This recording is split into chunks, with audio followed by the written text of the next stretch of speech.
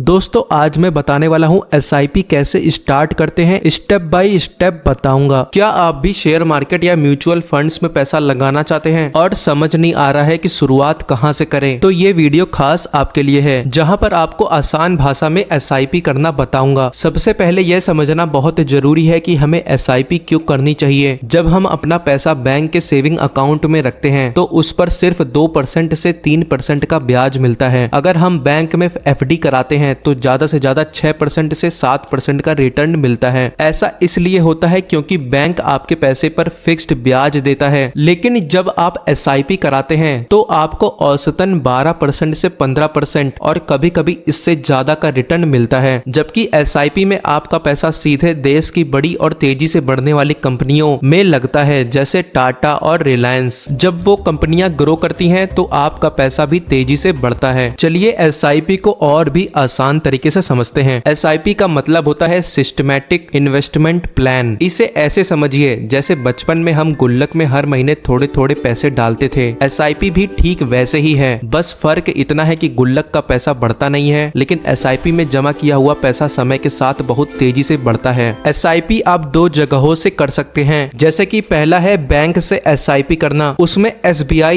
HDFC, ICICI, Kotak जैसे bank आपको SIP करने का सुविधा देते हैं। और दूसरा है थर्ड पार्टी एप्लीकेशन से SIP करना। उसमें आपके स्मार्टफोन के ऐप में Groww, Zerodha coin, Angel One, Upstox जैसे third party application direct mutual fund में SIP करने की सुविधा देते हैं। बहुत से लोगों का डाउट होता है कि हम किस में SIP शुरू करें, बैंक में करें या फिर थर्ड पार्टी एप्लीकेशन में। तो आइए इन दोनों का अंतर समझते हैं। SIP करते वक्त रेगुलर प्लान और एक डायरेक्ट प्लान होता है, जिसको अभी हम बहुत अच्छे से समझेंगे। बैंक्स आमतौर पर आपको रेगुलर म्यूचुअल फंड्स रिकमेंड करते हैं। इसमें आप किसी एजेंट, डिस्ट्रीब्यूटर, ब्रोकर या बैंक अधिकारी के जरिए पैसा लगाते हैं। इसका मतलब है कि बैंक एक एजेंट, ब्रोकर की तरह काम करता है और आपके मुनाफे यानी रिटर्न्स में से हर साल 1% से 2% तक का कमीशन अपने पास रख लेता है। सुनने में 1% बहुत छोटा लगता है, लेकिन कंपाउंडिंग के कारण 15-20 सालों में यह अंतर लाखों रुपए का बन जाता है। अगर आप 5,000 रुपए महीने की SIP 20 साल के लिए करते हैं, रेगुलर प्लान 13% रिटर्न के साथ आपका पैसा लगभग 50 से 55 लाख बनेगा। और वहीं डायरेक्ट प्लान में 14.5% रिटर्न के साथ आपका पैसा लगभग 65 से 70 लाख बनेगा। यानी सिर्फ डायरेक्ट चुनने से आपको 10 से 15 लाख का सीधे फायदा मिलेगा। और अब देखते हैं डायरेक्ट प्लान के बारे में। ये आजकल का सबसे नया और पॉपुलर तरीका है। थर्ड पार्टी एप्लीकेशन जैसे grow, Zerodha, angel one app पर डायरेक्ट म्यूचुअल फंड्स पर SIP करने का मौका मिलता है। डायरेक्ट प्लान का मतलब होता है बीच में कोई बैंक या एजेंट नहीं होता है, इसलिए 0% कमीशन लगता है। आपका पूरा पैसा इन्वेस्ट होता है और आपको बैंक के मुकाबले 1 से 1.5% ज्यादा रिटर्न मिलता है। इन ऐप को चलाना बहुत ही सिंपल होता है। आप एक ही ऐप के अंदर देश के किसी भी बैंक या कंपनी जैसे टाटा, SBI, HDFC के म्यूचुअल फंड में SIP शुरू कर सकते हैं, चाहे आपका अकाउंट किसी भी बैंक में हो। बहुत से लोगों को लगता है कि बैंक ज्यादा सुरक्षित है और वो इन ऑनलाइन ऐप्स को चलाना नहीं जानते हैं, जिन्हें खुद से रिसर्च करना नहीं आता और वो चाहते हैं कि कोई उनका काम कर दे और वो बिना कोई रिस्क लिए SIP करना चाहते हैं। तो उनके लिए अपने बैंक से SIP करना बेहतर होगा। और अगर आप अपना 1 से 2% कमीशन बचाना चाहते हैं तो थर्ड पार्टी एप्लीकेशन में डायरेक्ट प्लान्स आपके लिए बेहतर ऑप्शन है, जिसको चलाना बहुत ही सिंपल है। सबसे पहले प्ले स्टोर में जाकर एंजल वन या फिर ग्रो ऐप को इंस्टॉल करें। मैं ग्रो ऐप का इस्तेमाल कर रहा हूँ। अपना आधार कार्ड और पैन कार्ड को वेरीफाई करें। अपने बैंक अकाउंट को जोड़कर KYC को कंप्लीट करें और फिर नीचे की तरफ राइट कॉर्नर में म्यूचुअल फंड लिखा रहता है, उस पर क्लिक करें। वहां पर जाकर आप किसी भी पॉपुलर फंड से SIP अपनी स्टार्ट कर सकते हैं। आपको समझाने के लिए मैं बंधन स्मॉल कैप फंड पर क्लिक करता हूँ। फिर यहाँ पर 3 साल का ग्राफ देखने को मिलता है। मैं फिर उसको 5 साल में करके देखता हूँ। तो सबसे पहले हम देखते हैं रिटर्न कैलकुलेटर में जाकर के कि हमें कितना रिटर्न मिलेगा। यहाँ पर हमें 2 ऑप्शन देखने को मिलता है, एक होता है मंथली SIP और एक होता है वन टाइम। आप यहाँ पे वन टाइम भी कर सकते हैं और महीने महीने की SIP भी कर सकते हैं। तो मैं यहाँ पर मंथली करूंगा। यहाँ पर मैंने सेट कर दिया 2000, वो भी कितने सालों के लिए? 5 सालों के लिए। यहाँ पर मेरा टोटल इन्वेस्टमेंट जो हो रहा है 1,20,000 का हो रहा है और मुझे कितना रिटर्न मिल रहा है? 2,12,513 रुपए। तो फिर स्टार्ट SIP पर क्लिक करेंगे। यहाँ पर 2000 रुपए लिखेंगे और फिर जस्ट उसके नीचे हम अपनी डेट को फिक्स करेंगे कि मंथ में हमें किस तारीख को अपने पैसे को अपने खाते से कटवाना है। और यहाँ पर मैं अपनी इंस्टॉलमेंट डेट को 27 तारीख को सेट कर रहा हूँ। उसके बाद 27 तारीख आते ही अपने आप मेरे अकाउंट से 2000 रुपए कट जाएंगे और ये हर महीने 5 साल तक कटेगा, क्योंकि मैंने 5 साल वाला सेट किया है। और फिर से स्टार्ट SIP पर क्लिक करेंगे, जिसके बाद आपके फोन पर एक OTP आएगा और वो SIP ऑर्डर प्लेस हो जाएगा। ध्यान रखें, मैं आपको कोई निवेश करने की सलाह नहीं दे रहा हूँ। ये वीडियो सिर्फ सीखने के लिए है। म्यूचुअल फंड में बाजार का जोखिम, मार्केट रिस्क होता है और मैं कोई SEBI रजिस्टर्ड एडवाइजर नहीं हूँ, इसलिए कोई भी फैसला अपनी रिसर्च के बाद ही लें। बस ऐसे ही स्टार्ट करते हैं SIP।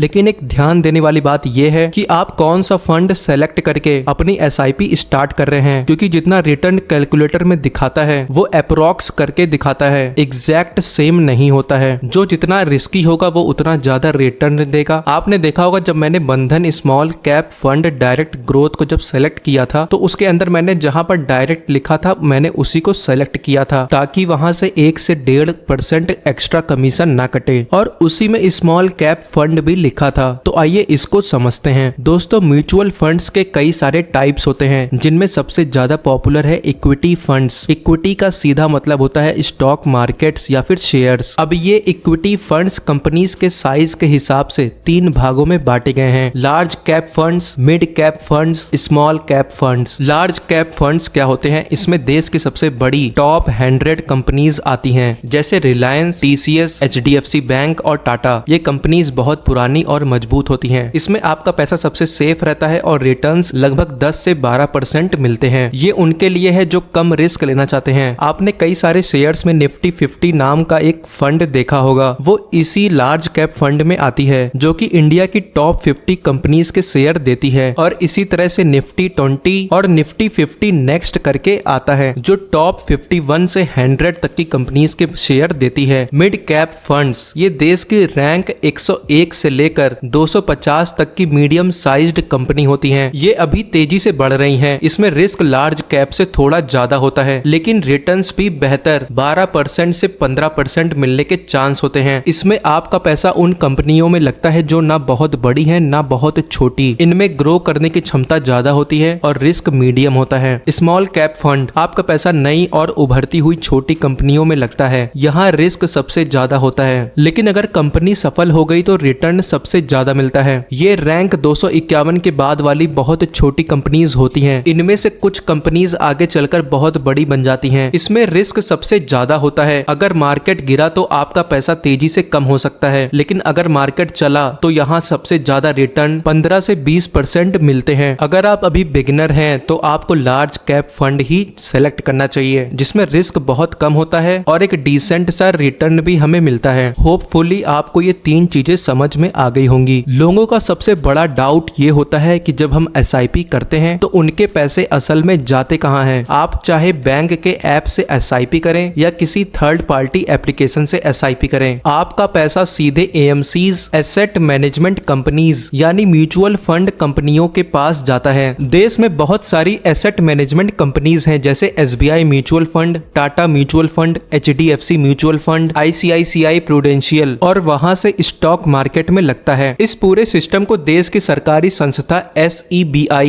Securities and exchange board of India, control करती है। इसलिए आपका पैसा 100% सुरक्षित होता है। हर म्यूचुअल फंड हाउस में बड़े बड़े पढ़े लिखे फाइनेंस एक्सपर्ट्स बैठे होते हैं, जिन्हें फंड मैनेजर कहते हैं। उनका काम होता है आपके पैसे को सही स्टॉक्स में लगाना। जैसे अगर आपने किसी लार्ज कैप फंड में पैसा लगाया तो वो फंड मैनेजर आपके पैसे को रिलायंस, TCS या इन्फोसिस जैसी टॉप कंपनीज के शेयर्स खरीदने में लगा देगा। जब आपका पैसा उन कंपनीज के शेयर्स खरीदने में लग जाता है तो उसके बदले में म्यूचुअल फंड कंपनी आपको यूनिट्स जैसे शेयर्स होते हैं वो आपको दे देती है। ये यूनिट्स आपके पैन कार्ड और आधार कार्ड से लिंक होती है। इन यूनिट्स का पूरा डाटा देश के सरकारी लॉकर्स, जिसे CAMS या कैरवी कहते हैं, वहां सेफ रहता है। दोस्तों, बहुत से लोगों को लगता है कि अगर थर्ड पार्टी एप्लीकेशन जैसे ग्रो या जीरोधा ऐप या फिर बैंक बंद हो जाता है या फिर क्रैश कर जाता है तो उनका पैसा डूब जाएगा, पर ऐसा बिल्कुल नहीं है। ये एप्स सिर्फ एक रास्ता है। आपका पैसा देश की सबसे बड़ी कंपनीज में लगता है और इसकी निगरानी सरकारी बॉडी SEBI करती है और इसका रिकॉर्ड CSDL, NSDL में सुरक्षित दर्ज हो जाती है। अगर कोई ऐप या फिर बैंक बंद भी हो जाए तो आप डायरेक्ट उस म्यूचुअल फंड कंपनी की वेबसाइट पर जाकर अपना पैन कार्ड डालकर अपना पूरा पैसा वापस निकाल सकते हैं। एसआईपी की सबसे बढ़िया बात यह है कि इसमें कोई जबरदस्ती नहीं है। अगर किसी महीने आपके पास पैसे नहीं है तो आप बिना किसी पेनाल्टी या जुर्माने के उस महीने की एसआईपी को पॉज कर सकते हैं, और अगर आपको अचानक पैसों की जरूरत पड़ जाए तो आप जब चाहे एसआईपी बंद कर सकते हैं और अपना पैसा वापस निकाल सकते हैं। लेकिन उसमें टैक्स कटने का ध्यान देना पड़ेगा। तो आइए टैक्स के बारे में समझते हैं। दोस्तों, बहुत से लोगों का डर होता है कि हर महीने जो 1000-2000 की एसआईपी कट रही है, क्या उसमें से सरकारी टैक्स भी कट रहा है? तो इसका जवाब है बिल्कुल नहीं। जब तक आपका पैसा म्यूचुअल फंड में जमा हो रहा है और बढ़ रहा है तब तक सरकार 1 रुपए भी टैक्स नहीं लेती है। टैक्स का मीटर तब शुरू होता है जब आप उस पैसे को निकालते हैं। एक होता है short term capital gain tax. अगर आपने अपना पैसा लगाने के 1 साल के अंदर ही निकाल लिया तो उसे शॉर्ट टर्म प्रॉफिट माना जाता है। इस पर सरकार बिना कुछ देखे सीधे फ्लैट 20% का टैक्स लगाती है। इसमें आपको कोई भी छूट या एग्जम्पशन नहीं मिलती है। और दूसरी तरफ होता है long term capital gains tax. अगर आप एक डिसिप्लिन्ड इन्वेस्टर हैं और पैसे को 1 साल से ज्यादा समय तक हर महीने इन्वेस्ट कर देते हैं तो वो बन जाता है लॉन्ग टर्म प्रॉफिट। यहाँ सरकार आपको बहुत बड़ी छूट देती है। हर फाइनेंशियल ईयर में आपका पहला 1,25,000 तक का प्रॉफिट बिल्कुल टैक्स फ्री होता है। अगर आपका प्रॉफिट 1,25,000 से ज्यादा होता है तो सिर्फ उस ऊपर वाले हिस्से पर आपको 12.5% टैक्स देना होता है। यानी पूरे प्रॉफिट में से 1,25,000 को हटाने के बाद जो पैसा बचता है उस पर 12.5% का टैक्स लगता है। मान लीजिए आपने कुछ साल तक एसआईपी की और आपका लगाया हुआ पैसा 5 लाख रुपए था। जब आपने उसे बेचा या रिडीम किया